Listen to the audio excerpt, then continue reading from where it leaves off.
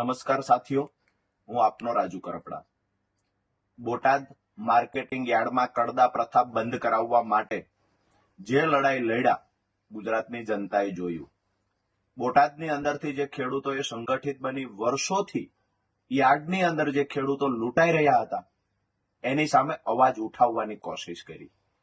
ક્યાંક ને ક્યાંક યાર્ડના સત્તાધીશો અને ખેડૂતોને લૂંટનારા વેપારીઓને બચાવવા માટે જે લોકો મેદાને આવ્યા એ પણ ગુજરાતના ખેડૂતોએ નરી આંખે જોયું છે. ખેડૂતોની સાથે મને અને મારા સાથી મિત્ર પ્રવીણભાઈ રામને કેવી રીતે જુઠ્ઠા કેસમાં ફસાવવાના પ્રયત્નો થઈ રહ્યા છે આ પણ ગુજરાતના ખેડૂતોએ નરી આંખે જોયું. દોસ્તો, આજે એ વાતની મને ખુશી છે કે બોટાદ માર્કેટિંગ યાર્ડની ઘટના પછી અનેક માર્કેટિંગ યાર્ડની અંદર જ્યાં ખેડૂતોના ખિસ્સા કાપવાનું કામ થતું હતું, જ્યાં ખેડૂતોને પાકના પૂરતા ભાવ નથી મળતા, ત્યાં ખેડૂતો અવાજ ઉઠાવતા થયા છે.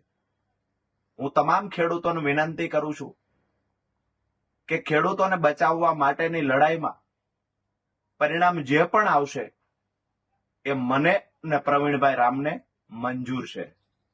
જેલમાં રહેવું પડશે, ગમે એટલો ટાઈમ રહેવું પડશે, અમને મંજૂર છે.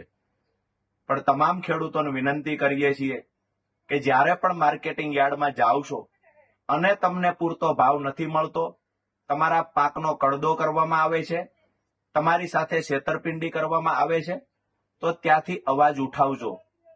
કમસે કમ વિડીયો બનાવી અને જે માર્કેટિંગ યાર્ડમાં આવું થતું હોય એ ગુજરાતના ખેડૂતો સામે મૂકજો. તમામ ખેડૂતોને વિનંતી છે, પરસેવો પાડી અને મોંઘા મૂલો જે પાક આપણે તૈયાર કરીએ છીએ આ પાકને મફતના ભાવે નહીં વેચતા.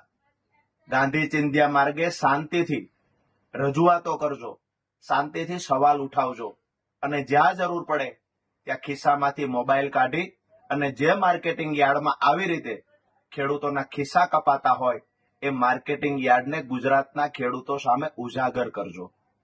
આપ સૌનો નાનો ભાઈ રાજુ કરપડા, આપ સૌને મારા તરફથી જય કિસાન. આવનાર સમયમાં જે લડાઈ લડવાની થાય આપણે લડીશું અને મારા ખેડૂત ભાઈઓ વતી હું અને પ્રવીણ રામ લડશે. આપ સૌને વિનંતી છે કે જ્યાં જ્યાં પણ અન્યાય થતો હશે ત્યાં અવાજ ઉઠાવજો. જય કિસાન.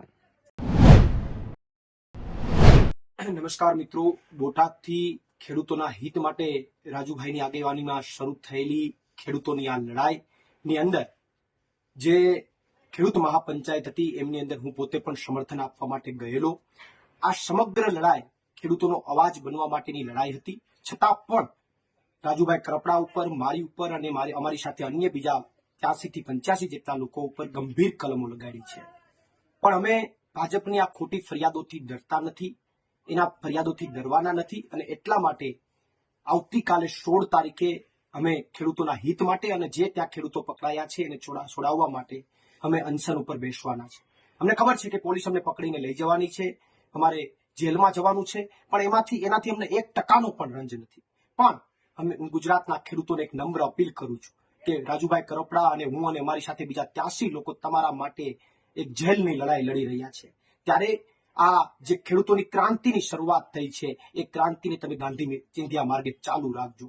સોશિયલ મીડિયામાં આ ખેડૂતોની લડાઈ જે છે એને ચાલુ રાખજો અને આવનારા દિવસોની અંદર તાલુકા પંચાયત અને જિલ્લા પંચાયતમાં પણ આનો જડબાતોડ જવાબ આપજો. અને સાથે સાથે બીજી એક વાત આપને ઉમેરવા માંગુ છું કે થોડા દિવસથી ભાજપના અમુક લોકોએ એવું ચાલુ કર્યું છે કે રાજુભાઈ કરપડા અને પ્રવીણ રામ ને બધા નીકળ્યા નથી.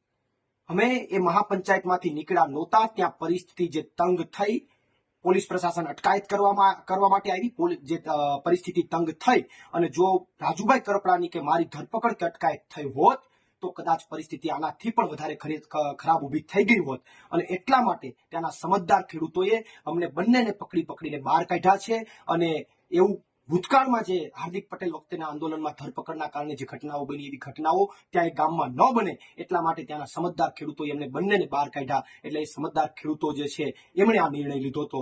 એટલે ખોટી એવી અફવાઓ જે ફેલાવી રહ્યા છે એને પણ તમે પૂછજો કે ત્યાં કદાચ ધરપકડ કે અટકાયત થઈ ગઈ હોત અને કદાચ કઈ અઘટિત ઘટના બની ગઈ હોત તો શું ભાજપ વાળાઓ તમે આજ કરાવવા માંગો છો? આ સૌથી મહત્વનો સવાલ છે.